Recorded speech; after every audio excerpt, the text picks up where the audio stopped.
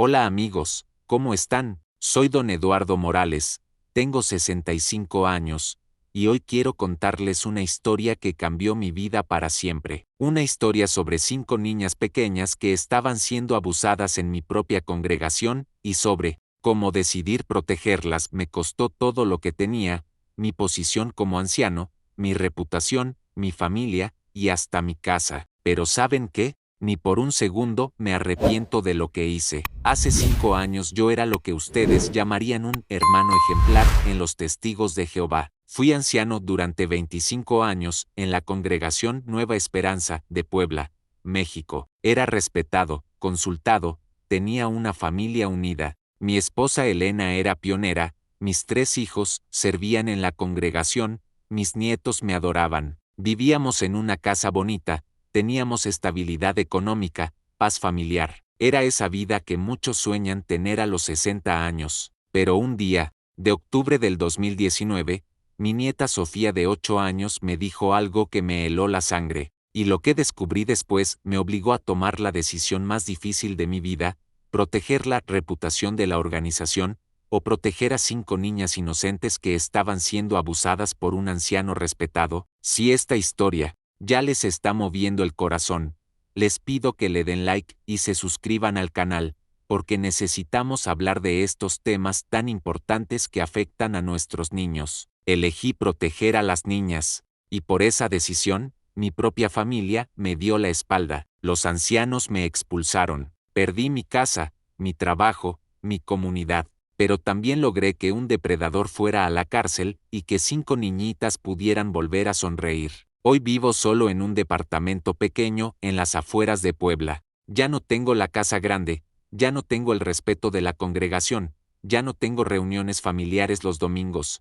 pero tengo algo que vale más que todo eso: la paz de saber que cuando tuve que elegir entre el silencio cómodo y la protección de inocentes, elegí correctamente. Esta es mi historia, pero también es la historia de muchos abuelos que han tenido que enfrentar situaciones similares. Si ustedes conocen a alguien que esté pasando por algo así, compártanle este video. A veces, saber que no estamos solos nos da la fuerza para hacer lo correcto. Prepárense, porque lo que van a escuchar los va a impactar, pero también les va a enseñar algo muy importante sobre el valor, la familia, y el precio que a veces hay que pagar por defender a los más vulnerables. Déjenme contarles un poco sobre quién soy para que entiendan mejor mi historia. Me llamo Eduardo Morales, nací en Puebla en 1959, y prácticamente toda mi vida he estado conectado con los Testigos de Jehová. Mis padres se convirtieron cuando yo tenía 12 años, después de que unos hermanos muy amables tocaran nuestra puerta y ofrecieran estudios bíblicos gratuitos. Crecí en la congregación Reino de Dios, del centro de Puebla. Era un niño tímido, estudioso, que encontró en las actividades religiosas un propósito y una estructura que me gustaba mucho. Me bauticé a los 16 años, me casé con Elena a los 24, y a los 30 ya era siervo ministerial. Elena era una mujer maravillosa, dedicada, cariñosa, excelente madre. Tuvimos 3 hijos, Mario, Patricia, y el menor, Roberto. Los 3 crecieron en la verdad, como llamábamos a nuestra religión. Era una familia que cualquiera envidiaría. Trabajé durante 35 años como contador en una empresa de construcción. Era un trabajo estable que me permitía mantener bien a mi familia y también cumplir con mis responsabilidades espirituales. Los viernes después del trabajo iba directo al Salón del Reino. Los sábados dedicaba la mañana a la predicación. Los domingos eran para las reuniones y después la comida familiar. A los 40 años fui nombrado anciano, algo que me llenó de orgullo y responsabilidad. Ser anciano en los Testigos de Jehová significa ser un líder espiritual, alguien que cuida del rebaño, que da consejos, que toma decisiones importantes para la congregación. Durante 25 años serví como anciano, ayudé a formar a jóvenes, matrimonios, consolé a familias en duelo, dirigí estudios bíblicos, participé en comités judiciales. Me especialicé en consejería familiar. Tenía fama de poder ayudar a parejas que estaban al borde del divorcio. Mi reputación en el circuito era excelente. Otros ancianos me consultaban casos difíciles. Los hermanos más jóvenes me veían como un ejemplo a seguir. Era el tipo de hermano que invitaban a dar charlas especiales en asambleas. Cuando mis hijos crecieron y formaron sus propias familias, Elena y yo nos convertimos en los abuelos consentidores. Teníamos 5 nietos, Sofía y Miguel, hijos de Mario, Ana y Carlos, hijos de Patricia, y la pequeña Valeria, hija de Roberto. Los domingos después de las reuniones, nuestra casa se llenaba de risas, comida, y esas conversaciones familiares que son los momentos más preciados de la vida. Elena cocinaba para un ejército, mole poblano, chiles en nogada, pozole, tamales. La mesa siempre estaba puesta para 12 personas, porque sabíamos que algún hermano sin familia podría aparecer, y nuestra puerta siempre estaba abierta. Yo era feliz, tenía propósito, familia, estabilidad, respeto. A los 60 años podía decir que había construido una vida exitosa según todos los parámetros que consideraba importantes. ¿Cómo iba a imaginar que mi propio nieto y 4 niñas más estaban siendo abusados sexualmente por alguien en quien todos confiábamos? ¿Cómo iba a saber que descubrir esa verdad me costaría absolutamente todo lo que había construido durante 6 décadas? Los años antes de que todo cambiara fueron probablemente los mejores de mi vida. Elena y yo habíamos llegado a esa etapa dorada del matrimonio donde ya no hay presiones económicas grandes, los hijos están establecidos, y puedes disfrutar realmente de ser abuelo. Nuestra rutina era perfecta y predecible. Entre semana yo iba a trabajar a la oficina de construcción.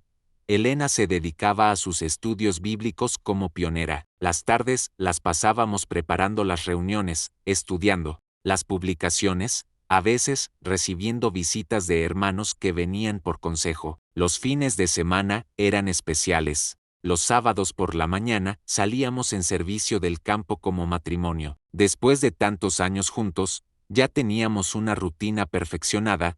Elena sabía exactamente qué decir en cada tipo de casa. Yo la complementaba con información bíblica. Éramos un equipo que funcionaba muy bien, pero lo mejor eran los domingos. Después de las reuniones matutinas, toda la familia se reunía en nuestra casa para el almuerzo dominical. Elena empezaba a cocinar desde el sábado por la noche, un mole que tardaba horas en preparar, arroz rojo perfumado, frijoles refritos con queso, tortillas hechas a mano. La mesa se llenaba de risas y conversaciones. Mario nos contaba sobre sus proyectos en la constructora donde trabajaba. Patricia, que era maestra, nos platicaba historias divertidas de sus alumnos. Roberto, el más joven, siempre tenía alguna anécdota de sus actividades como siervo ministerial, pero los verdaderos protagonistas eran los nietos. Sofía, con 8 años, era mi favorita secreta, aunque nunca lo admitiera en voz alta. Era una niña brillante, curiosa, que hacía preguntas que a veces me sorprendían por su profundidad. Miguel, de 6 años, era el payaso de la familia, siempre inventando juegos y chistes que nos tenían riendo. Ana, de 7 años, era la más artística, siempre traía dibujos que había hecho en la escuela para mostrarnos. Carlos, de 5 años, era tímido pero muy cariñoso. Y Valeria, la bebé de 3 años, era la consentida de todos. Después del almuerzo, mientras los adultos tomábamos café y seguíamos platicando, los niños se iban al patio a jugar. La casa se llenaba de gritos de alegría, risas, esos sonidos que hacen que el corazón de un abuelo se sienta completo. Algunas tardes yo me quedaba jugando con ellos. Sofía era especialmente pegajosa conmigo, siempre me buscaba para que le contara historias bíblicas o para que la ayudara con algún proyecto de la escuela. Durante esas tardes dominicales, el hermano Arturo Jiménez también era un visitante frecuente. Arturo era anciano en nuestra congregación, un hombre de 45 años, soltero, que parecía tener una paciencia especial con los niños. Los domingos después del almuerzo, cuando veía que había niños en casa, siempre se ofrecía a organizar actividades especiales para ellos. Hermano Eduardo, me decía, déjeme llevar a los niños al patio para hacer algunos juegos educativos. Así ustedes pueden descansar un poco. Elena y yo veíamos esto como una bendición. Arturo tenía ese don especial que algunos adultos tienen con los niños, sabía cómo captar su atención, cómo hacerlos reír, cómo enseñarles cosas nuevas, de manera divertida. Qué afortunados somos de tener hermanos como Arturo, le decía Elena mientras limpiábamos los platos. Los niños lo adoran, y nosotros podemos tener un momento de paz. Los niños efectivamente parecían disfrutar mucho el tiempo con él. Siempre regresaban del patio contentos, aunque a veces notaba que estaban un poco más callados de lo normal, pero pensaba que era normal después de jugar intensamente. Los niños se cansan. Todo parecía perfecto, una familia unida, una comunidad de fe sólida, nietos felices y saludables. ¿Qué más podía pedir un hombre de mi edad? No tenía idea de que detrás de esos juegos especiales, en el patio, se estaba desarrollando una pesadilla que cambiaría nuestras vidas para siempre. Todo comenzó a cambiar un domingo de octubre del 2019. Era un día normal, habíamos tenido la reunión matutina. La familia había venido a almorzar. Los nietos estaban jugando en el patio, mientras los adultos platicábamos en la sala. Arturo había venido como siempre, y se había ofrecido a organizar actividades con los niños. Pero ese día, algo diferente pasó. Sofía, mi nieta de 8 años, regresó del patio más temprano que los otros niños. Venía con una expresión que no había visto antes en ella, una mezcla de confusión y miedo. Abuelito, me dijo en voz baja, acercándose a donde yo estaba sentado, ¿puedo hablar contigo en privado? Esa petición me sorprendió. Sofía siempre había sido directa y abierta. Nunca antes había pedido hablar en privado sobre algo. Claro, mi amor, le dije, levantándome del sofá. Vamos a mi estudio. Nos fuimos a mi pequeña oficina casera, donde yo preparaba mis charlas para las reuniones. Sofía se sentó en la silla frente a mi escritorio, pero no me miraba a los ojos como normalmente hacía. ¿Qué pasa, mi niña? Le pregunté con la voz más suave que pude. ¿Pasó algo en el patio? Sofía se quedó callada por unos momentos, jugando nerviosamente con las manos. Después me miró con esos ojos grandes que tenía y me dijo algo que me heló la sangre. Abuelito, el hermano Arturo me dijo que tenía un juego especial solo para mí. Pero ese juego me hizo sentir muy incómoda. Mi corazón comenzó a latir más rápido, pero traté de mantener la calma. ¿Qué tipo de juego, Sofía? Me dijo que era un secreto especial entre él y yo, y que no podía contárselo a nadie. Pero tú me has enseñado que los secretos que nos hacen sentir mal no son buenos secretos, ¿verdad? Tenía razón. Durante años les había enseñado a todos mis nietos que había secretos buenos como los regalos de cumpleaños y secretos malos, cosas que los hacían sentir incómodos o asustados. Tienes razón, mi amor. Los adultos nunca deben pedirle a los niños que guarden secretos que los hagan sentir mal. ¿Puedes contarme qué pasó? Lo que Sofía me contó durante los siguientes 20 minutos me cambió la vida para siempre. Con la inocencia de una niña de 8 años, me describió cómo Arturo la había llevado a una parte apartada del patio,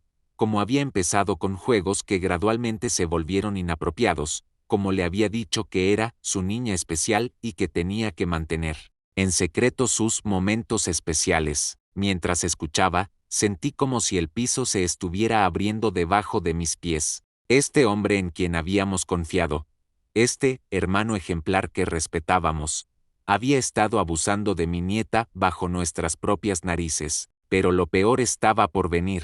Abuelito, me dijo Sofía al final, creo que Miguel también tiene juegos especiales con el hermano Arturo, y Ana también, y Carlos, y hasta la pequeña Valeria. En ese momento, entendí que no estábamos hablando de un incidente aislado, estábamos hablando de abuso sistemático de todos mis nietos, y probablemente de otros niños de la congregación. Sofía, le dije, luchando por mantener mi voz calmada, hiciste muy bien en contarme esto. Eres una niña muy valiente, y el abuelito se va a encargar de que esto pare inmediatamente. Esa tarde, después de que toda la familia se fue, Elena y yo tuvimos la conversación más difícil de nuestro matrimonio. Cuando le conté lo que Sofía me había revelado, Elena se puso pálida como papel. ¿Estás seguro de que Sofía entendió bien?, me preguntó, aunque en su voz ya había aceptación de la terrible realidad. Elena, una niña de 8 años, no puede inventar detalles como los que me describió, y dice que también ha pasado con los otros nietos. Esa noche no dormimos. Sabíamos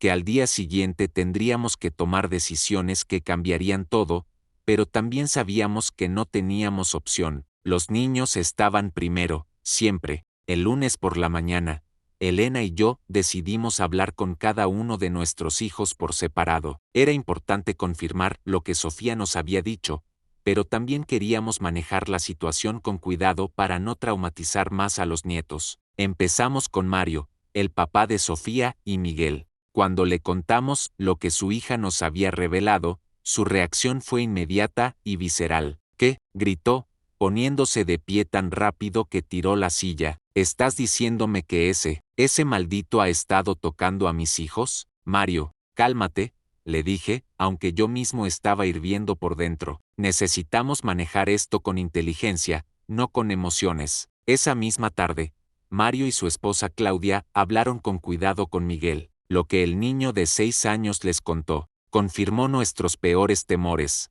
Arturo había estado abusando de él también, usando la misma táctica, juegos especiales que eran secretos entre ellos. El martes hablamos con Patricia. Su reacción fue diferente, más silenciosa, más controlada, pero igualmente devastadora. Cuando habló con Ana, de 7 años, descubrimos que ella también había sido victimizada. El miércoles fue el turno de Roberto. Carlos, de 5 años, era demasiado pequeño para entender completamente lo que le había pasado, pero pudo describir situaciones que claramente constituían abuso. Y Valeria, la bebé de 3 años, no podía hablar mucho todavía, pero había desarrollado comportamientos regresivos que ahora tenían sentido. Para el jueves teníamos la confirmación horrible de que Arturo Jiménez había abusado sexualmente de los 5 nietos. 5 niños inocentes que habían confiado en un adulto que usó esa confianza para lastimarlos de la manera más vil. Pero la cosa no terminaba ahí. Durante nuestras conversaciones con los niños,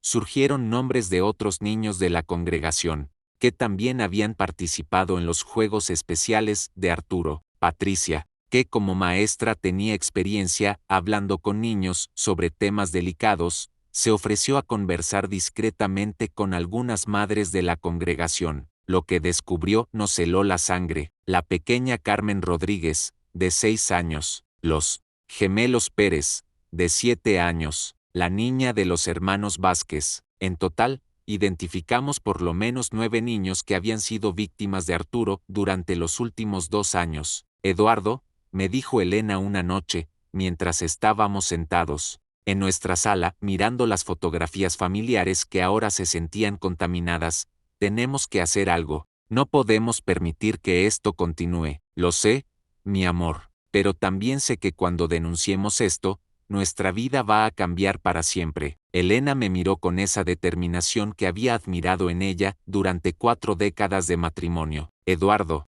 si no protegemos a estos niños, ¿quién lo va a hacer? Somos ancianos, somos líderes, somos abuelos. Esta es nuestra responsabilidad. Tenía razón, pero también sabía que enfrentaríamos resistencia no solo de Arturo, sino potencialmente de toda la estructura organizacional que priorizaba la reputación por encima de la protección infantil. El viernes por la noche convoqué una reunión familiar de emergencia. Mis 3 hijos, sus esposas, Elena y yo nos sentamos alrededor de la mesa del comedor donde habíamos compartido tantas comidas felices, para discutir la pesadilla que habíamos descubierto. Tenemos 2 opciones, les dije. Podemos reportar esto a los ancianos de la congregación y esperar que ellos manejen la situación según los procedimientos internos. O podemos ir directamente a la policía. ¿Cuál es la diferencia?, preguntó Claudia, la esposa de Mario. La diferencia, le expliqué,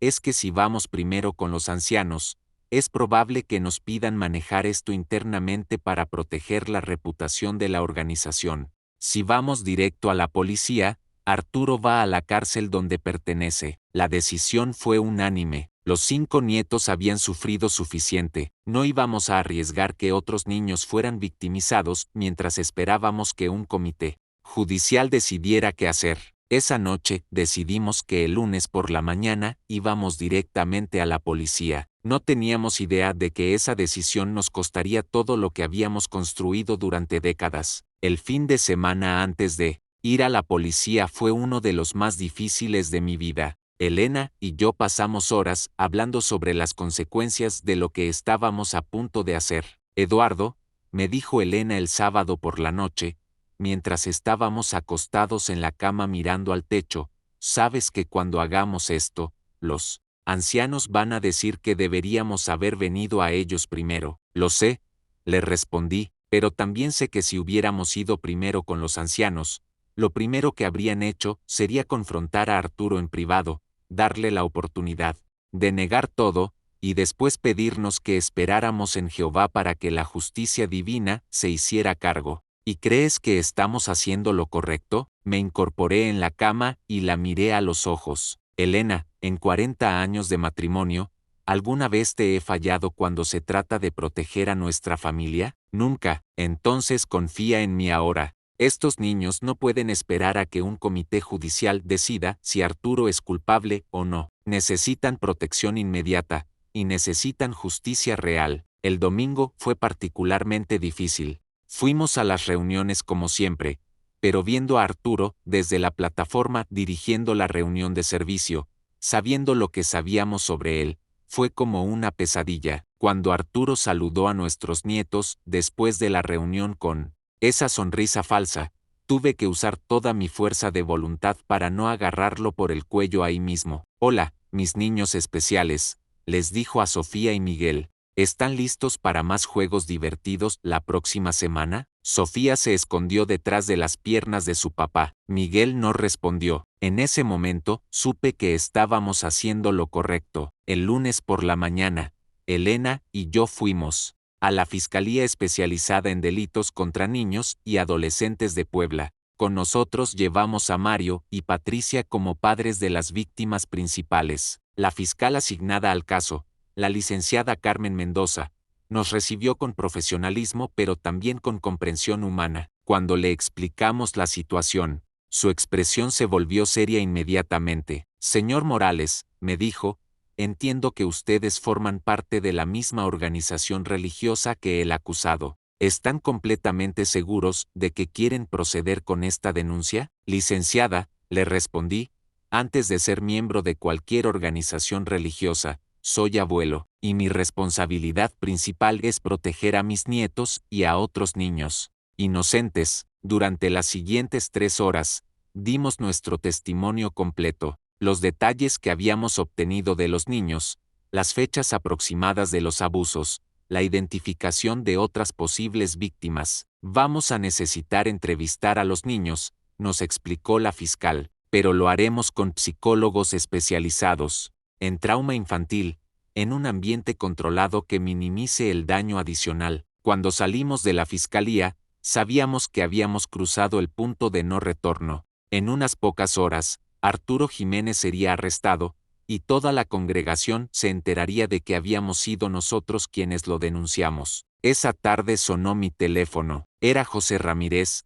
el coordinador de ancianos de nuestra congregación. Eduardo, me dijo con una voz que nunca había escuchado antes, fría, distante, necesitamos hablar urgentemente. Los ancianos hemos convocado una reunión de emergencia para esta noche. José, imagino de qué se trata, pero quiero que sepas que, Eduardo, me interrumpió, lo que has hecho hoy es muy grave, muy grave.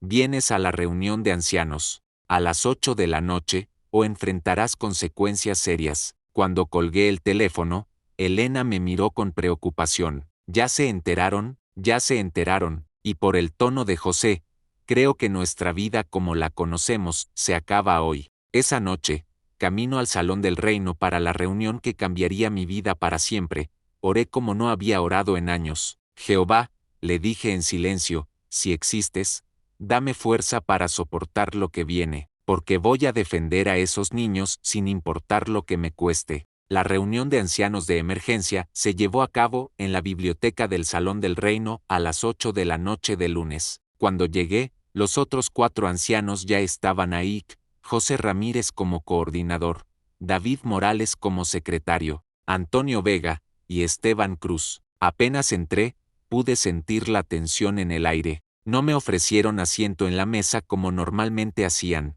En su lugar, pusieron una silla frente a la mesa, como si fuera un interrogatorio. Eduardo, comenzó José sin preámbulos, estamos muy decepcionados de que un anciano con tu experiencia haya tomado una decisión tan impulsiva y dañina. ¿Impulsiva?, respondí, sintiendo cómo se me subía la sangre. José, llevamos una semana investigando esto. 5 niños han sido abusados sexualmente. ¿Cómo? ¿Es eso impulsivo? Eduardo, intervino David.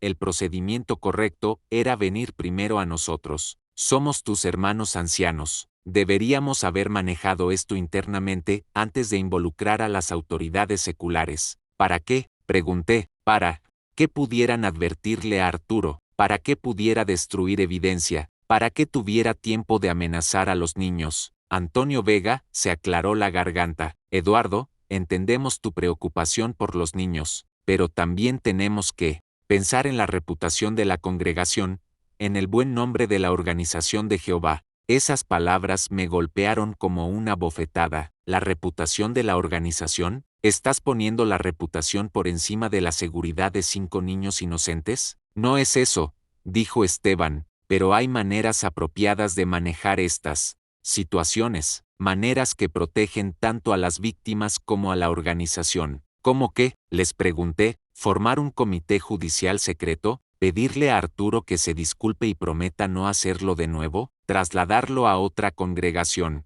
donde pueda abusar de otros niños? José se puso de pie, claramente molesto. Eduardo, tu actitud es exactamente el problema. Estás hablando como si no confiáramos en los arreglos de Jehová, como si nuestra manera de manejar estos asuntos fuera inadecuada. No es inadecuada, es criminal. Exploté. Tenemos un depredador sexual que ha abusado de por lo menos 9 niños, y ustedes están preocupados por la imagen pública. El silencio que siguió fue tenso y frío. Los 4 ancianos se miraron entre sí antes de que José volviera a hablar. Eduardo, claramente has permitido que las emociones nublen tu juicio espiritual. Como hermanos ancianos, tenemos la responsabilidad de ayudarte a recobrar la perspectiva correcta. ¿Perspectiva correcta? Me reí amargamente. José, la perspectiva correcta es proteger a los niños. Punto. No hay versión de esto donde la reputación organizacional sea más importante que la seguridad infantil. David sacó una carpeta y la puso sobre la mesa. Eduardo,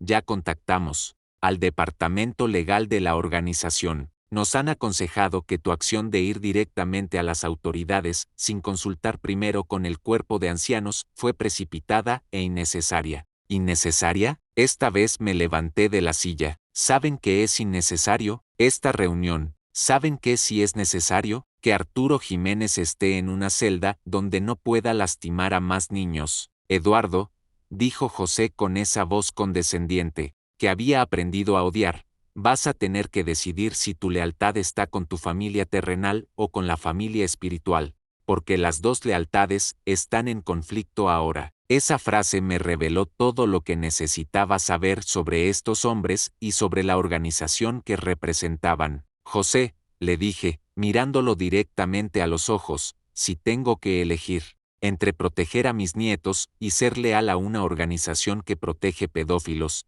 no hay decisión que tomar. Entonces has elegido, respondió Antonio, y tendrás que vivir con las consecuencias de esa elección. ¿Qué consecuencias?, pregunté, aunque ya sabía la respuesta. Bueno, dijo David, ya no puedes continuar como anciano, obviamente, y dependiendo de cómo se desarrolle este asunto, es posible que enfrentes acción disciplinaria adicional. Me dirigí hacia la puerta, pero antes de salir me volteé una última vez. Hermanos, les dije, dentro de unos días, cuando Arturo esté arrestado y la prensa se entere, van a tener que decidir si van a seguir defendiendo a un pedófilo, o si van a ponerse del lado de las víctimas. Espero que elijan mejor que hoy. Salí del Salón del Reino, sabiendo que acababa de terminar 25 años de servicio como anciano, y que probablemente había terminado también mi relación con la organización. ¿Qué había sido mi vida durante 5 décadas?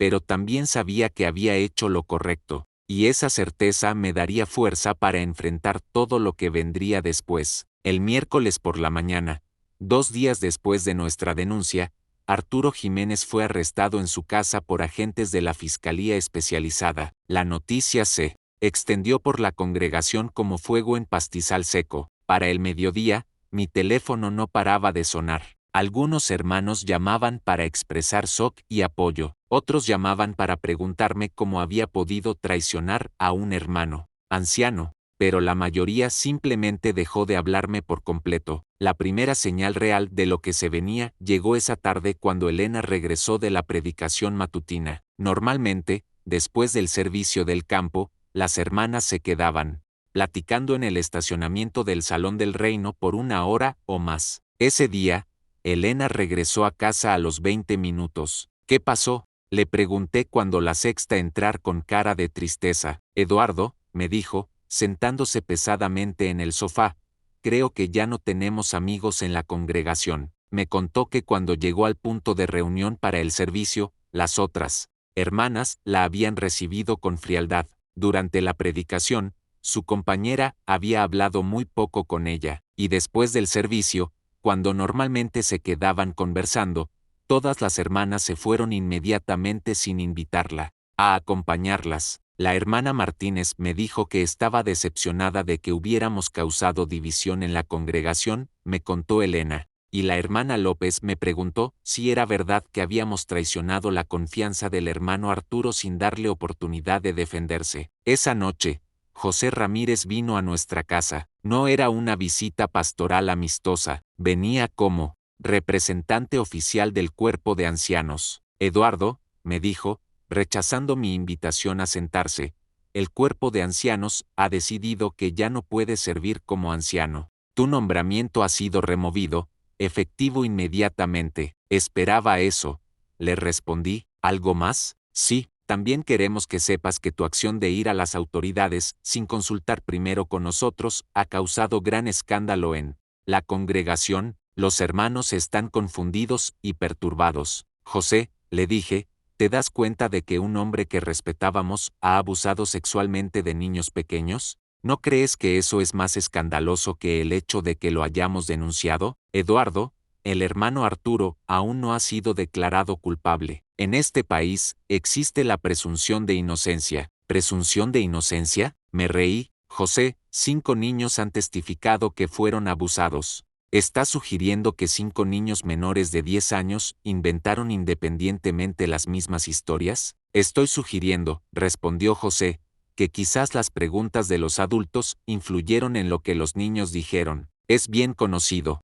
que los niños pueden ser sugestionados. En ese momento, entendí que José y los otros ancianos habían decidido defender a Arturo sin importar la evidencia. La organización era más importante que la verdad. José, le dije, creo que es mejor que te vayas. Eduardo, esto no ha terminado. El cuerpo de ancianos va a continuar evaluando tu conducta y la de tu familia en este asunto. Después de que se fue, Elena y yo nos sentamos en nuestra sala en silencio durante largo rato. Eduardo, me dijo finalmente, ¿crees que hicimos lo correcto? Antes de que pudiera responder, sonó el teléfono. Era Mario, mi hijo mayor. Papá, me dijo con voz emocionada, acabo de hablar con la fiscal. Dice que con las declaraciones de los niños y la evidencia que han encontrado en la casa de Arturo, el caso contra él es muy sólido. Probablemente va a ser sentenciado a varios años de prisión. Cuando colgué, miré a Elena y le respondí su pregunta. Sí,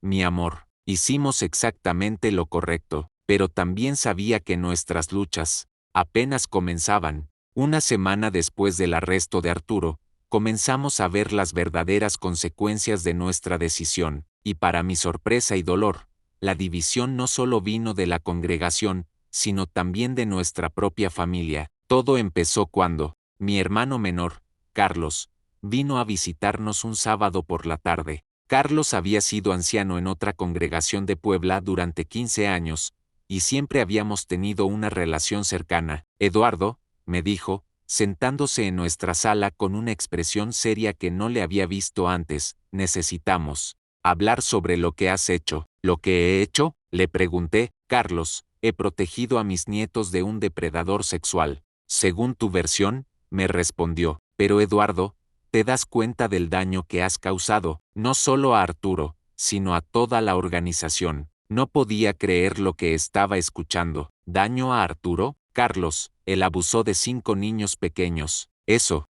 todavía no está probado legalmente, me dijo Carlos, y mientras tanto, has destruido la reputación de un hermano que ha servido fielmente durante años. Carlos, intervino Elena, los niños nos contaron detalles que no pueden haber inventado. Ningún niño de 8 años sabe sobre esas cosas a menos que alguien las haya hecho con ellos. Elena, respondió Carlos con condescendencia, los niños pueden ser muy influenciables. Quizás las preguntas de ustedes los llevaron a decir cosas que no eran exactamente como pasaron. Esa acusación me enfureció. Está sugiriendo que nosotros manipulamos a nuestros propios nietos para inventar historias de abuso sexual. Estoy sugiriendo, dijo Carlos, que quizás interpretaron mal algunos juegos inocentes, y que en lugar de hablar primero con Arturo o con los ancianos, saltaron a conclusiones y causaron un escándalo innecesario. La discusión que siguió fue la más acalorada que había tenido con mi hermano en toda mi vida. Carlos insistía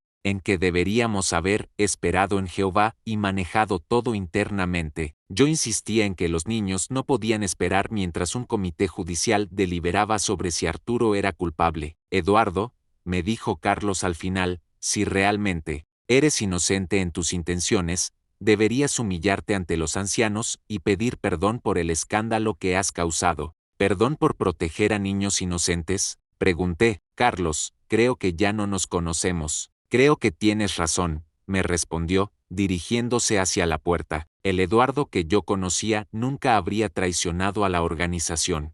De esta manera, después de que se fue, Elena y yo nos quedamos devastados. Perder el apoyo de la congregación era doloroso, pero perder el apoyo de la familia era heartbreaking. Pero lo peor estaba por venir.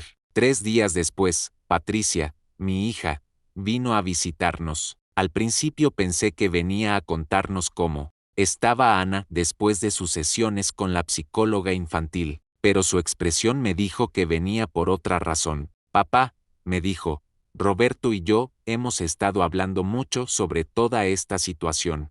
Y, le pregunté, aunque ya temía la respuesta, y creemos que quizás actuaste demasiado rápido, quizás deberías haber hablado primero con los ancianos, darles la oportunidad de manejar esto de manera que protegiera tanto a los niños como a la congregación. No podía creer que mis propios hijos estuvieran cuestionando mi decisión de proteger a sus hijos. Patricia, le dije, ¿estás consciente de que tu hija fue abusada sexualmente? ¿Entiendes lo que eso significa? Por supuesto que lo entiendo, me respondió, pero también entiendo que ahora toda la congregación está hablando de nosotros. Los niños van a cargar con este estigma toda su vida. ¿Estigma por ser víctimas? Estigma por ser la familia que traicionó a un hermano anciano, me dijo Patricia. Papá, ¿te das cuenta de que probablemente tengamos que cambiar de congregación? ¿De que los niños van a tener que empezar de nuevo en un lugar donde nadie los conozca? Patricia, intervino Elena, ¿prefieres que los niños carguen con el trauma de haber sido abusados en silencio, o que la familia cargue con la estigma de haber defendido a víctimas inocentes? Prefiero, respondió Patricia, que hubiéramos manejado esto de una manera que no destruyera toda nuestra vida en la congregación. Esa noche, después de que Patricia se fue, Elena y yo lloramos juntos por primera vez en años. No solo estábamos perdiendo nuestra comunidad religiosa, sino también a nuestros propios hijos. Pero al día siguiente recibimos una llamada que nos recordó por qué habíamos hecho lo correcto. Era la fiscal, la licenciada Mendoza. Señor Morales, me dijo, quería informarle que hemos encontrado evidencia adicional en la casa del señor Jiménez, fotografías y videos que confirman los testimonios de los niños. Cuando colgué el teléfono, miré a Elena y le dije, no importa cuántas personas nos den la espalda, hicimos lo correcto. Y la evidencia lo está probando. Las semanas que siguieron al arresto de Arturo fueron como vivir en una pesadilla, de la cual no podíamos despertar. Cada día traía nuevas revelaciones sobre la profundidad de su depravación, pero también nuevas formas en que nuestra vida se desmoronaba. La fiscal nos informó que además de nuestros 5 nietos, habían identificado a 6 niños más de nuestra congregación que habían sido víctimas de Arturo. También encontraron evidencia de que había estado documentando sus abusos, fotografías y videos que usaba para chantajear a algunos de los niños mayores para que mantuvieran silencio. Señor Morales, me dijo la licenciada Mendoza durante una de nuestras reuniones, sin su decisión de denunciar esto cuando lo hizo, probablemente habríamos estado hablando de decenas de víctimas más. Su valía salvó a muchos niños, pero ese consuelo se veía opacado por el aislamiento creciente que experimentábamos en nuestra propia comunidad. En la congregación, Elena y yo nos habíamos convertido en personas non gratas. Los hermanos nos saludaban con cortesía forzada, pero ya no éramos invitados a reuniones sociales, ya no nos pedían participar en actividades especiales, ya no venían a buscarnos para consejo o compañía. Peor aún, comenzaron a circular rumores sobre nosotros. Algunos hermanos susurraban que habíamos exagerado la situación por resentimiento personal contra Arturo. Otros sugerían que habíamos manipulado a los niños para que dijeran lo que queríamos escuchar. El hermano Vázquez, cuya hija también había sido víctima de Arturo, vino a confrontarnos una tarde. Eduardo, me dijo con hostilidad, ¿te das cuenta de que por tu culpa, mi niña ahora tiene que ir a terapia psicológica? Antes de que hicieras este escándalo, ella parecía estar bien. Hermano Vázquez, le respondí, su hija estaba siendo abusada. No estaba bien. El hecho de que pareciera estar bien solo demuestra lo traumatizada que estaba. Eso es fácil de decir ahora, me replicó, pero el hecho es que mi familia está pasando por un infierno por culpa de tu decisión precipitada. Esa acusación se repitió varias veces. Familias de otras víctimas que inicialmente nos habían agradecido, gradualmente comenzaron a culparnos por las consecuencias dolorosas de buscar justicia, pero el golpe más duro vino de una fuente inesperada, mis propios empleadores. Yo había trabajado durante 15 años en una constructora mediana propiedad de un hermano de nuestra congregación, Raúl Herrera. Raúl había sido un amigo cercano durante años, y yo pensaba que él entendería por qué había actuado como lo hice. Pero una mañana de noviembre, Raúl me pidió que fuera a su oficina. Eduardo, me dijo sin mirarme a los ojos, esto es muy difícil para mí, pero tengo que pedirte tu renuncia. ¿Mi renuncia?, pregunté, sorprendido. Raúl, ¿por qué? Eduardo, eres un buen contador,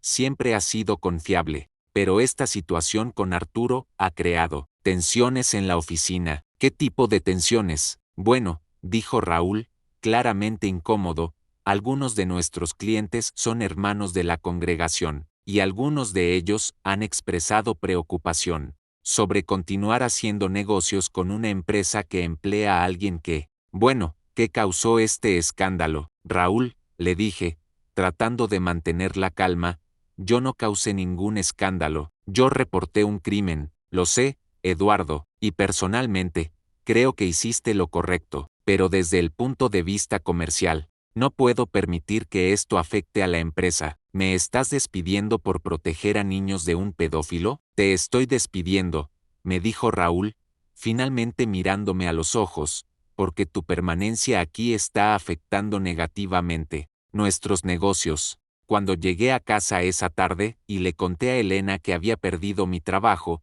los dos nos sentamos en nuestra sala y por primera vez realmente entendimos la magnitud de lo que estábamos enfrentando. Eduardo, me dijo Elena con lágrimas en los ojos, ¿cómo vamos a pagar la casa? ¿Cómo vamos a vivir?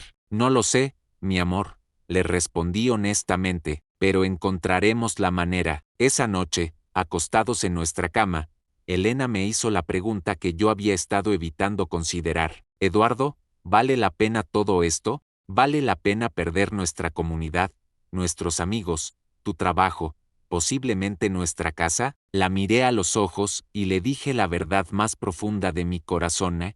Elena, si tuviéramos que hacerlo de nuevo, haría exactamente lo mismo, porque hay cosas que valen más que la comodidad, más que la seguridad financiera, más que la aceptación social. ¿Cómo qué? Como poder dormir por las noches sabiendo que hicimos lo correcto, como saber que 5 niños están seguros porque tuvimos el valor de protegerlos. El punto más bajo de toda esta experiencia llegó 3 meses después del arresto de Arturo, cuando Roberto, mi hijo menor, vino a la casa para tener una conversación seria conmigo. Roberto siempre había sido el más dócil de mis hijos, el que menos problemas daba, el que más seguía las reglas de la congregación. Por eso, cuando llegó esa tarde de diciembre con su esposa Carmen y me pidió hablar en privado, supe que las noticias no serían buenas. Papá, me dijo después, de que nos sentamos en mi estudio, Carmen y yo hemos tomado una decisión muy difícil. ¿Qué decisión?, pregunté, aunque ya temía la respuesta. Hemos decidido que no podemos seguir teniendo una relación cercana contigo mientras esta situación no se resuelva. Sentí como si me hubieran dado un puñetazo en el estómago. ¿No se resuelva? Roberto, Arturo está en la cárcel. Se declaró culpable. La situación ya está resuelta. No me refiero a la situación legal, me dijo Roberto, evitando mi mirada. Me refiero a tu situación con la congregación. ¿Mi situación con la congregación? Papá, los ancianos han dejado claro que tu manera de manejar esto fue incorrecta, que causaste división innecesaria, que actuaste de manera desleal hacia la organización. Roberto, le dije, ¿tú crees que actué incorrectamente? Roberto se quedó callado por un largo momento antes de responder. Papá, creo que tenías buenas intenciones, pero también creo que deberías haber confiado en los hermanos ancianos para manejar esto de la manera correcta. ¿Y cuál era la manera correcta? Pregunté. Dejar que Arturo continuara abusando de niños mientras un comité judicial deliberaba durante meses. La manera correcta, me dijo Roberto, era mantener la unidad de la congregación mientras se buscaba justicia. Roberto, no se puede mantener la unidad de la congregación cuando hay un pedófilo en posición de autoridad. Esa no era tu decisión que tomar, papá. Esa decisión le correspondía al cuerpo de ancianos. En ese momento, entendí que había perdido a mi hijo menor, no al Arturo o a la prisión, sino a la mentalidad organizacional que había sido inculcada en él desde niño. Entonces, ¿qué estás diciéndome exactamente?, le pregunté. Te estoy diciendo que mientras no te humilles ante los ancianos y pidas perdón por el escándalo que causaste, Carmen y yo no podemos tener una relación normal contigo. ¿Y Valeria?, pregunté, refiriéndome a mi nieta de 3 años, su hija, que también había sido víctima de Arturo. Valeria está bien ahora, me dijo Roberto. La psicóloga dice que es muy pequeña y probablemente no va a recordar nada de esto cuando crezca. Roberto, le dije, ¿te das cuenta de que estás eligiendo la aprobación de una organización por encima de la relación con tu padre que protegió a tu hija? Te estoy diciendo que elijas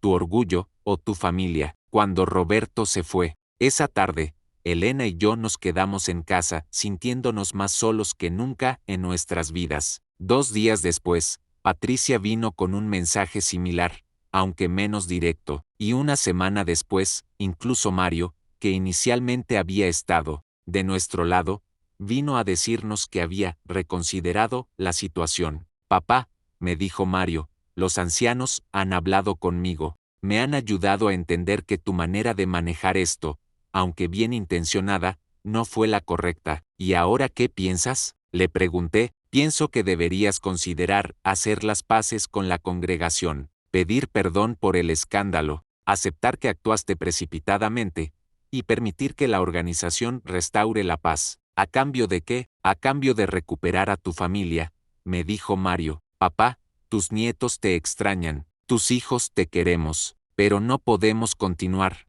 asociándonos contigo mientras sigas en rebelión contra la organización. Esa noche, Elena y yo nos sentamos en nuestra sala vacía. Ya habíamos vendido algunos muebles para pagar las cuentas después de que perdí mi trabajo y discutimos la propuesta más difícil de nuestras vidas. Eduardo, me dijo Elena, tal vez deberíamos considerar lo que están pidiendo. ¿Pedir perdón por proteger a niños inocentes?, le pregunté. Pedir perdón por la manera en que lo manejamos, me dijo Elena, no por proteger a los niños, sino por no consultar primero con los ancianos. Elena, si hubiéramos consultado primero con los ancianos, Arturo habría tenido Tiempo de destruir evidencia, de amenazar a los niños, de escapar. Otros niños habrían sido victimizados. Lo sé, me dijo Elena con lágrimas en los ojos. Pero Eduardo, hemos perdido a toda nuestra familia. ¿Vale la pena mantener nuestro orgullo si eso significa vivir solos el resto de nuestras vidas? Esa pregunta me perseguiría durante semanas. Pasé 2 semanas considerando la propuesta de mis hijos. 2 semanas en las que Elena y yo vivimos. En una casa que se sentía como un mausoleo, rodeados del silencio de teléfonos que ya no sonaban y de invitaciones que ya no llegaban. Durante esas 2 semanas, traté de imaginar cómo sería pedir perdón por haber protegido a mis nietos. Traté de practicar las palabras que tendría que decir ante los ancianos. Reconozco que actué precipitadamente. Debería haber confiado en la sabiduría de la organización. Pido perdón por el escándalo que causé, pero cada vez que intentaba ensayar esas palabras, pensaba en Sofía diciéndome, abuelito, el hermano Arturo me dijo que tenía un juego especial solo para mí. Pensaba en Miguel con sus ojitos asustados. Pensaba en Ana, en Carlos, en la pequeña Valeria, y sabía que no podía hacerlo. El momento de claridad final llegó cuando recibimos una visita inesperada. La licenciada Carmen Mendoza, la fiscal que había manejado el caso contra Arturo. Señor Morales, me dijo cuando la recibimos en nuestra sala, quería venir personalmente a agradecerle lo que usted y su familia hicieron. ¿A agradecernos? Pregunté. Sí, el caso contra Arturo Jiménez ha sido uno de los más sólidos que hemos procesado en años. Su decisión de reportar inmediatamente, antes de que pudiera destruir evidencia o intimidar a las víctimas, fue crucial para obtener una condena. ¿Qué hubiera pasado si hubiéramos esperado?, preguntó Elena. Francamente, señora Morales, si hubieran esperado, aunque fuera una semana más, probablemente no habríamos tenido evidencia suficiente para procesar. Los depredadores como Jiménez son muy hábiles para deshacerse de la evidencia cuando sospechan que están siendo investigados. La fiscal continuó, pero quería contarles algo más. Su caso ha servido como precedente para otros casos similares. Hemos tenido 3 familias más que han venido a reportar abuso en organizaciones religiosas, inspiradas por su ejemplo. ¿En serio?, pregunté. En serio, su decisión de poner la seguridad de los niños por encima de la lealtad institucional ha salvado a muchos más niños de los que ustedes se imaginan. Después de que la fiscal se fue, Elena y yo nos sentamos en silencio durante largo rato. Elena, le dije finalmente, ¿sabes qué es lo más triste de todo esto? Que una fiscal del gobierno entiende mejor el valor de lo que hicimos que nuestros propios hijos y nuestra propia congregación. Esa noche tomé la decisión final. Llamé a José Ramírez, el coordinador de ancianos. José, le dije, he considerado la propuesta de reconciliación que mis hijos me transmitieron. Y, me preguntó con esperanza en la voz. Y mi respuesta es no. No voy a pedir perdón por haber protegido a niños inocentes. No voy a pretender que actuamos incorrectamente cuando sabemos que salvamos vidas. El silencio del otro lado del teléfono duró casi 1 minuto. Eduardo, me dijo José finalmente, esa decisión tiene consecuencias. Lo sé, y estoy preparado para enfrentarlas. Incluso si significa perder a tu familia. José, le dije, ya perdí a mi familia. Los perdí el día que decidieron que la lealtad a una organización era más importante que defender a sus propios hijos. Cuando colgué el teléfono, Elena me miró con una mezcla de tristeza y orgullo. ¿Estás seguro?, me preguntó. Elena, en 65 años de vida, nunca he estado más seguro de nada. ¿Y ahora qué hacemos? Ahora, le dije, tomando su mano, construimos una vida nueva, una vida basada en la integridad, no en la conformidad, una vida donde podamos dormir tranquilos, sabiendo que cuando tuvimos que elegir entre el silencio cómodo y la protección de inocentes, elegimos correctamente. Una semana después, recibimos la notificación oficial. Elena y yo habíamos sido expulsados de la congregación por causar división y desobedecer la autoridad teocrática. Ese mismo día, nuestros 3 hijos nos enviaron cartas casi idénticas, informándonos que habían decidido limitar su asociación con nosotros hasta que regresáramos a la senda correcta. Había perdido todo, mi posición, mi comunidad, mi trabajo, mi familia, pero había salvado algo más importante, mi alma. Los primeros meses después de nuestra expulsión fueron los más difíciles de nuestras vidas. Elena y yo, que habíamos estado rodeados de familia y amigos durante décadas, de repente nos encontramos completamente solos. Tuvimos que vender nuestra casa, sin mi trabajo en la constructora y sin esperanza de encontrar empleo en empresas propiedad de hermanos de la congregación. No podíamos pagar la hipoteca. Nos mudamos a un departamento pequeño en las afueras de Puebla, llevando solo lo esencial. Elena, que había sido pionera durante 20 años, tuvo que buscar trabajo por primera vez en su vida adulta. Encontró empleo limpiando oficinas por las noches, trabajo que podía hacer sin referencias de la congregación. Yo conseguí trabajo como contador freelance, manejando las finanzas de pequeños negocios cuyos dueños no conocían mi historia. Con los Testigos de Jehová, era trabajo irregular, mal pagado, pero nos permitía sobrevivir día a día. Las primeras Navidades en nuestro departamento pequeño fueron especialmente difíciles. Durante 40 años, las Navidades habían significado reuniones familiares grandes en nuestra casa, con todos los hijos, nietos y hermanos de la congregación. Ahora Elena y yo nos sentábamos solos en una mesa pequeña, tratando de hacer tradiciones nuevas con solo 2 personas. Eduardo, me dijo Elena una noche mientras cenábamos arroz con frijoles por tercera vez en la semana, a veces me pregunto si la vida que llevábamos antes era toda una mentira. ¿A qué te refieres?, le pregunté. Todos esos años de hermandad, de amor cristiano, de familia espiritual, ¿era todo condicional? ¿Solo existía mientras siguiéramos las reglas? Era una pregunta profunda que yo mismo me había estado haciendo. Elena, creo que mucha de esa hermandad era genuina, pero también creo que estaba construida sobre la base de la conformidad, no del amor incondicional. ¿Crees que nuestros hijos van a regresar algún día? Honestamente, no lo sé, pero sé que si regresan, será porque finalmente entendieron que los valores que tratamos de enseñarles, proteger a los inocentes, defender la verdad, hacer lo correcto, incluso cuando es difícil, esos valores valen más que la aprobación institucional.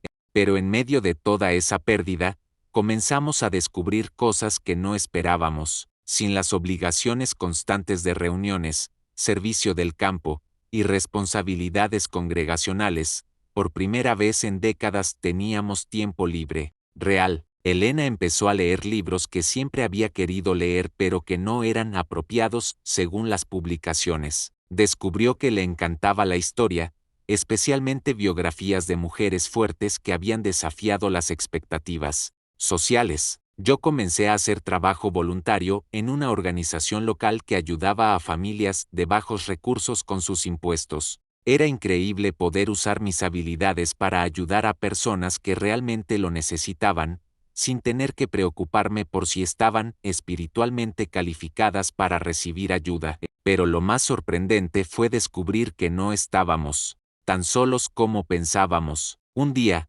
mientras hacía compras en el mercado local, una mujer se me acercó tímidamente. Disculpe, ¿usted es Eduardo Morales?, me preguntó. Sí, soy yo. Mi nombre es Carmen Vázquez. Soy mamá de una de las niñas que fue víctima del hermano Arturo. Mi corazón se aceleró. ¿Cómo está su hija? Está mucho mejor, gracias. Va a terapia, y poco a poco está sanando, pero yo quería encontrarlo para agradecerle. ¿Agradecerme? Por haber tenido el valor de hacer lo que nosotros no pudimos hacer.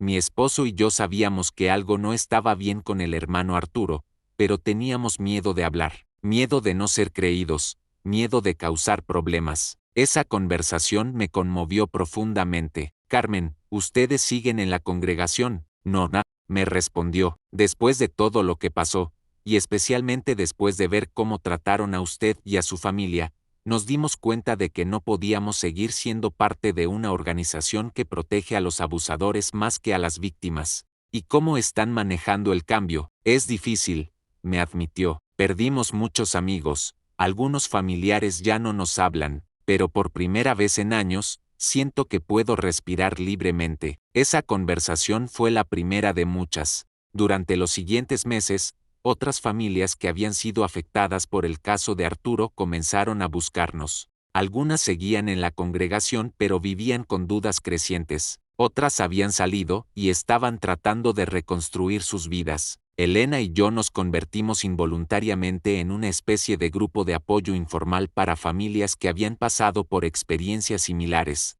Los domingos, en lugar de ir al Salón del Reino, a veces recibíamos en nuestro pequeño departamento a padres que necesitaban hablar con alguien que entendiera su situación. Eduardo, me dijo Elena una tarde después de que se había ido, una pareja cuya hija también había sido abusada.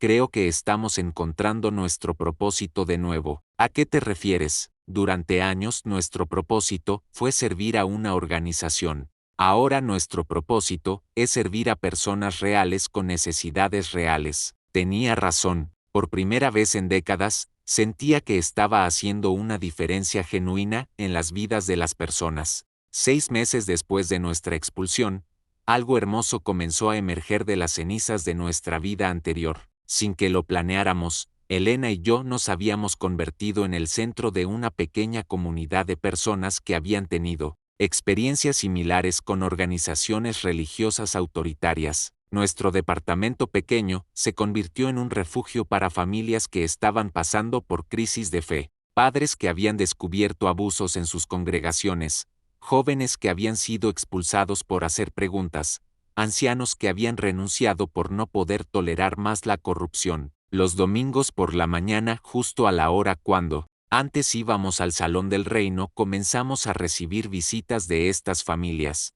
no para estudiar publicaciones o para preparar charlas, sino simplemente para conversar, para compartir experiencias, para sanarse mutuamente. Don Eduardo, me dijo un domingo Miguel Hernández, un ex anciano de otra congregación que había renunciado después de que le pidieran encubrir un caso de violencia doméstica, ¿alguna vez se arrepiente de haber tomado las decisiones que tomó? Miguel, le respondí, cada día me duele no poder abrazar a mis nietos. Cada noche Elena y yo hablamos de lo que perdimos. Pero, ¿arrepentirme de haber protegido a 5 niñas inocentes? Jamás. Pero no siente que podría haber encontrado otra manera, una manera que no le costara todo. Miguel, durante meses busqué esa otra manera. Traté de encontrar una solución que protegiera a los niños sin dañar la organización. Pero finalmente entendí algo: cuando hay un conflicto entre proteger una institución y proteger a inocentes,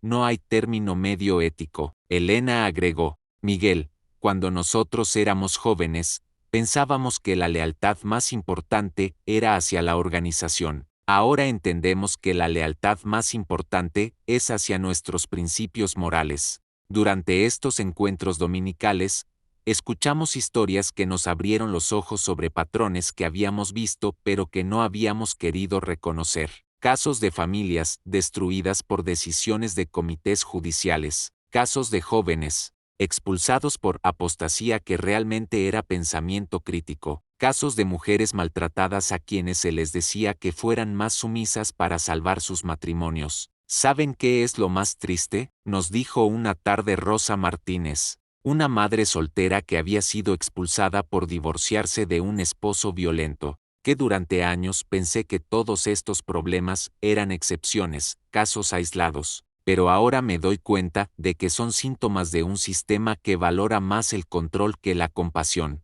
Elena y yo comenzamos a darnos cuenta de que nuestra experiencia, aunque dolorosa, nos había liberado para ayudar a otros de maneras que nunca habríamos podido cuando estábamos dentro del sistema. Un día recibimos una visita especial. Carmen Mendoza, la fiscal que había manejado el caso contra Arturo, vino a nuestro departamento con noticias que cambiarían nuestra perspectiva sobre todo lo que habíamos pasado. Señor Morales, me dijo mientras tomábamos café en nuestra pequeña sala, quería informarle sobre algo importante. El caso Jiménez ha servido como precedente para una investigación más amplia sobre abuso infantil en organizaciones religiosas en todo el estado. ¿En serio?, preguntó Elena. ¿En serio? Su decisión de reportar inmediatamente, sin intentar manejar esto internamente, demostró a otras víctimas que era posible buscar justicia real. En los últimos 6 meses, hemos recibido denuncias sobre casos similares en otras congregaciones. ¿Y qué ha pasado con esos casos?,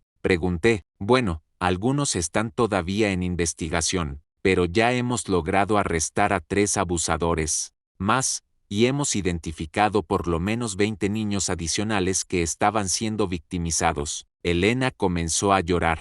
¿20 niños más? 20 niños que ahora están seguros porque ustedes tuvieron el valor de romper el silencio, me dijo la fiscal. Señor Morales, ustedes no solo salvaron a 5 niñas, salvaron a muchos más niños que nunca sabrán sus nombres. Esa revelación cambió completamente cómo Elena y yo veíamos nuestro sacrificio. Ya no se trataba solo de nuestros 5 nietos. Se trataba de docenas de niños inocentes que habían sido protegidos porque nosotros habíamos decidido priorizar la justicia por encima de la lealtad institucional. Licenciada, le pregunté, ¿qué podemos hacer para ayudar más? Sigan haciendo exactamente lo que están haciendo, me respondió. Su ejemplo está inspirando a otras familias a hablar. Su historia está demostrando que es posible sobrevivir después de hacer lo correcto, incluso cuando cuesta todo. Esa noche, Elena y yo nos sentamos en nuestro balcón pequeño,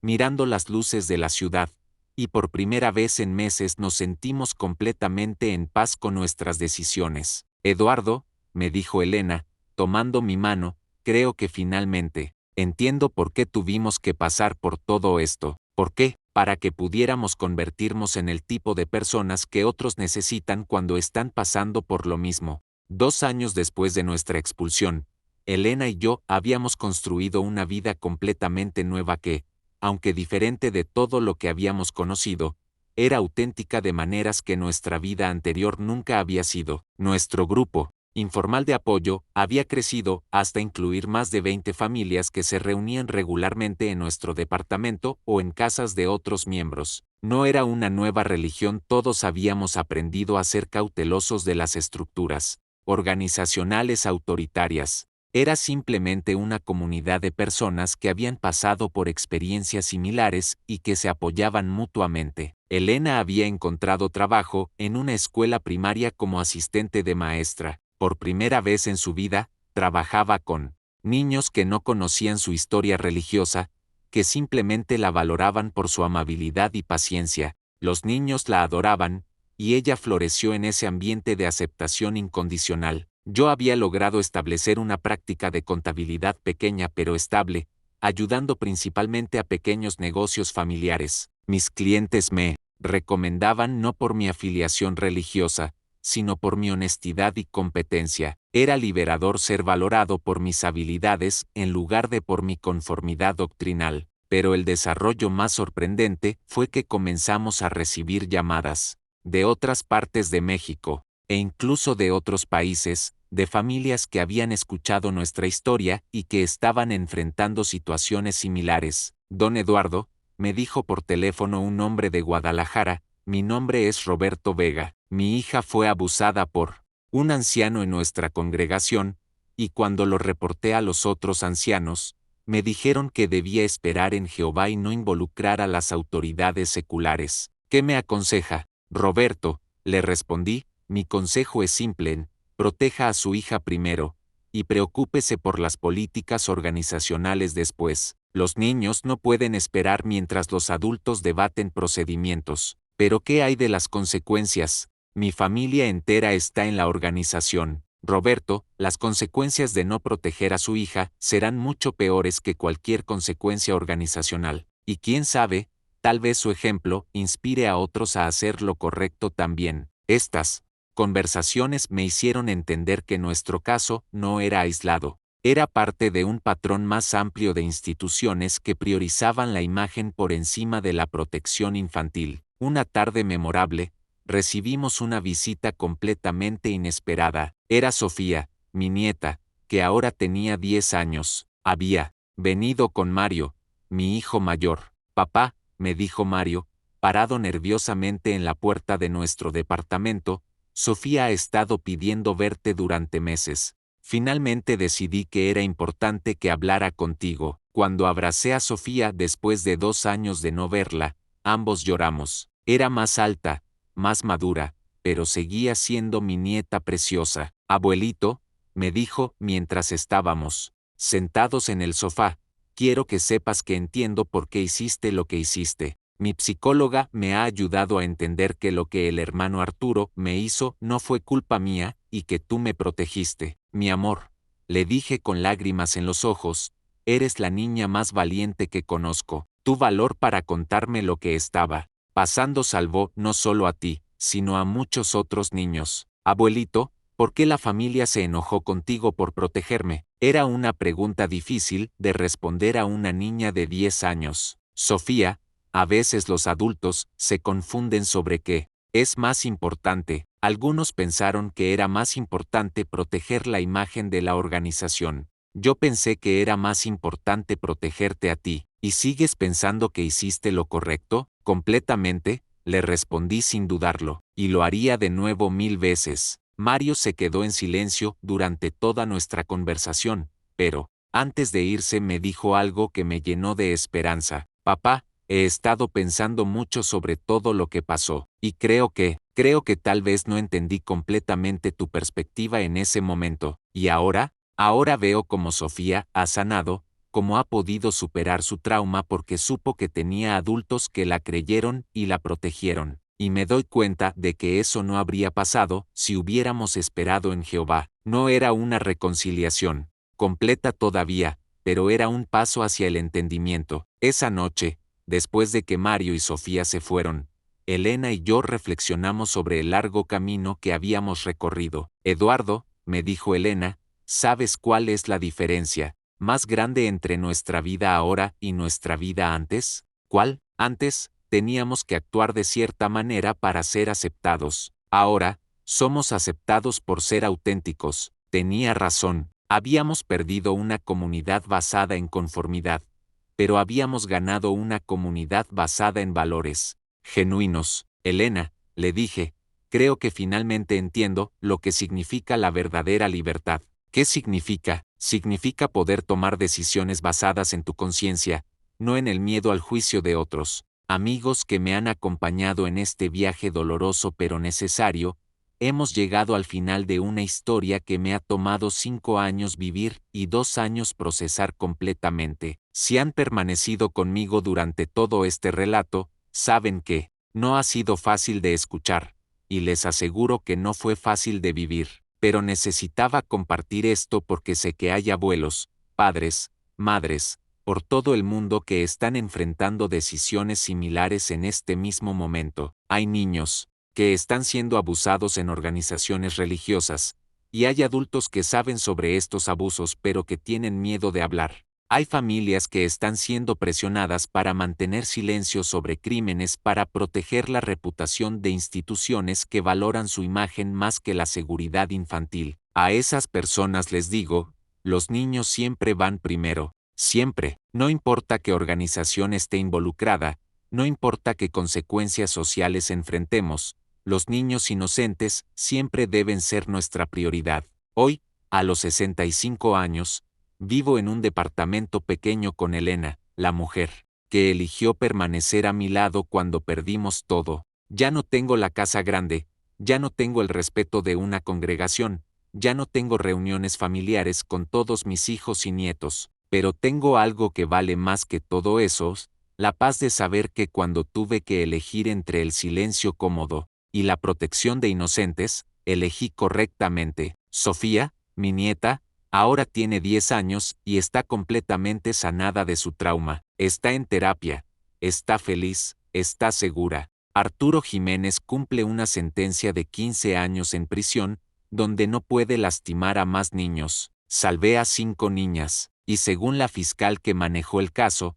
nuestro ejemplo inspiró a otros a denunciar abusos, salvando a por lo menos 20 niños más, 25 niños que están seguros porque decidimos que la verdad era más importante que la comodidad. Ahora necesito su ayuda para que esta historia llegue a quienes más la necesitan. Si conocen a alguien que esté enfrentando una situación similar, compartan este video. Den like si creen que es importante que las historias de valor moral sean contadas, especialmente cuando cuestan tanto al narrador. Suscríbanse al canal para escuchar más testimonios como este, porque aunque cada historia es diferente, todas tienen algo en común.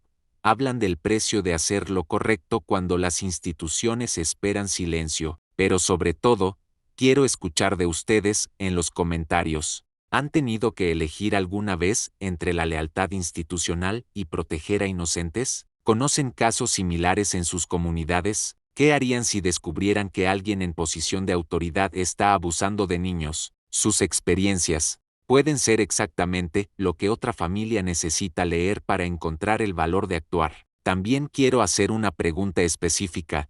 ¿Creen que tomé las decisiones correctas? ¿Valió la pena perder mi familia, mi casa, mi posición social para proteger a 5 niñas? ¿O piensan que debería haber encontrado una manera de trabajar dentro del sistema? Para aquellos que están considerando denunciar abusos pero tienen miedo de las consecuencias, les digo, las consecuencias de su silencio serán mucho peores que las consecuencias de su valor. Los niños crecen, pero el trauma de no haber sido protegidos los persigue toda la vida. Antes de despedirme, quiero dejarlos con las palabras que Sofía me dijo la última vez que nos vimos.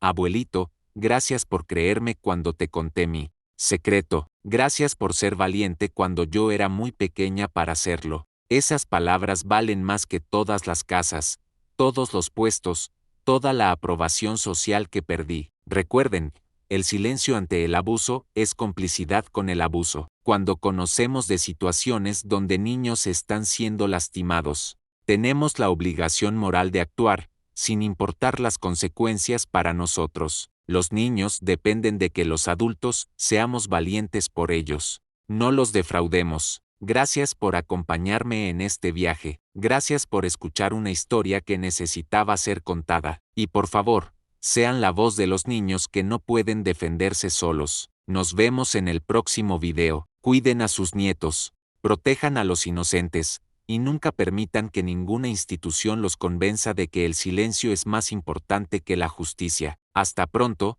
y que encuentren el valor para hacer lo correcto cuando sea necesario.